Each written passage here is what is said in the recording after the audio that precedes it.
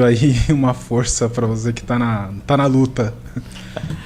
Mas é legal, começou bem já, gostei. Deixa eu te fazer a primeira pergunta que a gente sempre faz pra galera aqui, Marcelo. Porque eu acho que isso daí é importante pro pessoal que tá em casa saber. Ninguém faz concurso público, pelo menos de modo geral, tá? Não vou dizer ninguém, mas a maioria das pessoas, elas fazem concurso público porque aconteceu alguma coisa. Não é porque realmente ela escolheu aquilo para a vida dela. Porque houve alguma decepção, ou porque ela não quer o mercado privado e não sabia o que fazer, resolveu vir para a área de concurso. Porque essa área é muito restrita. Então não é todo mundo que conhece. Então, por que você resolveu fazer concurso? Bem, na minha família já tem um histórico aí de concurseiros, né? Concursados. Meu pai foi agente fiscal de rendas. O meu tio também, agente fiscal de rendas, trabalhou com meu pai. Oh, que top. Meu tio mais novo ali, dos 9 irmãos, auditor fiscal da Receita Federal. E eles sempre foram minha inspiração. Assim, meu pai sempre foi minha inspiração em diversos aspectos. E foi grande influência dele que eu realmente fui para a área de concurso.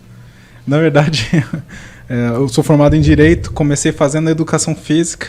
Acho que quem me conheceu na época de escola sabe que eu era viciado em atividade física, eu só pensava em atividade física, ficava o dia inteiro na academia. E na verdade aquele era o meu mundo, e fui fazer Educação Física na faculdade. Acabei me decepcionando um pouco não só com o curso, né, em si, mas também com uma visualização do que seria a carreira do educador físico. E também por ser muito curta a carreira do educador físico, né? Demanda muito do seu corpo, demanda muito da sua disposição, demanda muito de muitos aspectos, e a remuneração normalmente não é muito atrativa. E eu estava ali, na época eu tinha passado na USP, estava na cidade universitária, estava meio desacreditado do curso, e meu pai jogou a real. Simplesmente.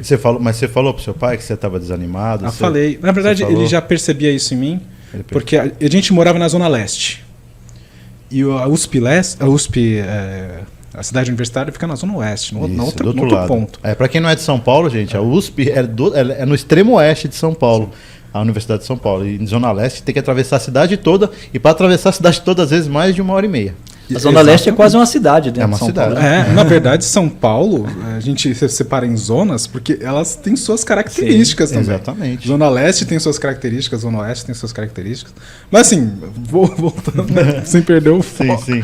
E realmente era complicado. Se bem que na época tinha até surgido a USP Leste, né? Que agora hoje é gigante, né? Hoje tem. Mas na minha época, quando tudo era mato. Literalmente, né? Lá era mato, era um campão ali, né? Um descampado, né? Sei lá. A gente ia lá pra Zona Oeste, né? E era complicado você pegar, tipo, você tinha que estar lá às 7 horas. E você acordar extremamente cedo para pegar o trem, o metrô lotado. Não sei se alguém que é de quem não for de São Paulo e quem nunca pegou a linha vermelha, vocês não tiveram esse prazer, essa experiência extremamente agradável. E para quem mora lá em São Miguel, pegar desde Itaquera até Barra Funda pauleira pesado todo dia. E na verdade você chega em Barra Funda, você tem que nem tinha linha amarela, né? Não tinha. A gente pegava Ponte Orca. Não sei se ainda existe, mas era tipo uma lotação que levava pra cidade universitária. Era um negócio. Você dava um ticket pro cara, né? E muitas vezes as pessoas ficavam esperando o outro vir pra pegar o ticket de graça. Você descia no metrô, eles te davam um ticket, aí você chegava na van e entregava o ticket. Exatamente. Era cansativo, assim. E essa realidade começou a pesar pra mim. Essa maturidade também de entender como é a dinâmica da faculdade, que é de uma dinâmica totalmente diferente da escola. Essa maturidade de entender como você tem que estudar, e que é uma maturidade que você acaba levando para o concurso, né? Porque você está fazendo isso por você, né?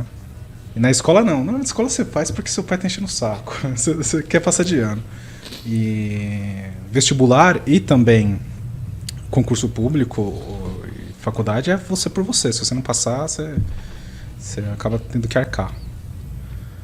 Eu fui desanimando. Eu comecei a ter o meu desempenho... Nunca tive um desempenho muito bom na escola. Também nunca tive um desempenho muito ruim. Né? E na faculdade eu comecei a perceber que o meu desempenho estava sendo realmente muito aquém do que eu queria, do que eu imaginava para mim. Bem, um monte de desilusões ali, de desagrados com o curso. Meu pai veio falar. Né, o salário médio de um, sei lá, professor de ginástica, você vai ganhar, na época, uns R$2.000, R$2.500, trabalhando muito, se esforçando muito e demandando muito do seu corpo, da sua atenção, de investimento em você. E muitas vezes você não consegue dar assim, para você, para sua família, alguns luxos, alguns confortos que para mim era o que meu pai tinha me dado. Né? É a realidade. Foi o ambiente onde você cresceu, né? E aí você escutar pro seu pai, você vai conseguir fazer? É isso que você quer para você? E aí a gente tava conversando um pouquinho antes. Meu pai queria ser médico. Ele não conseguiu ser. Ele não teve essa oportunidade na vida dele. Às vezes a vida realmente é muito do que a gente quer, mas é muito do que vem também. Ele fez economia, fez contabilidade e acabou prestando concurso público sendo fiscal de rendas. E ele chegou e falou para mim que, apesar de, né, não ser o que ele queria fazer da vida, o que ele queria estudar e conhecer, a vida foi boa. E a vida foi boa, ainda que a minha mãe tivesse morrido muito cedo. E ele, nesse aspecto, também tendo sido desamparado pela própria vida. São as aleatoriedades da vida. Você vai culpar quem porque sua esposa morreu? Não tem. Mas o concurso público deu essa estabilidade financeira ao ponto dele conseguir se preocupar menos com algumas coisas. Imagina se você perde sua esposa e você está na iniciativa privada, você fica com medo de ser mandado embora, você fica com medo... A pressão é muito maior, né? Você era pequenininho? Eu tinha de 2 para 3 anos. Eu acho que tinha quase 3 anos. Minha irmã tinha meses de idade. Caramba, que situação, hein? E aí você está falando, né? Além de você ter as circunstâncias não ajudarem muito, você está na iniciativa privada, você ainda tem uma pressão maior ainda, né, para dificultar.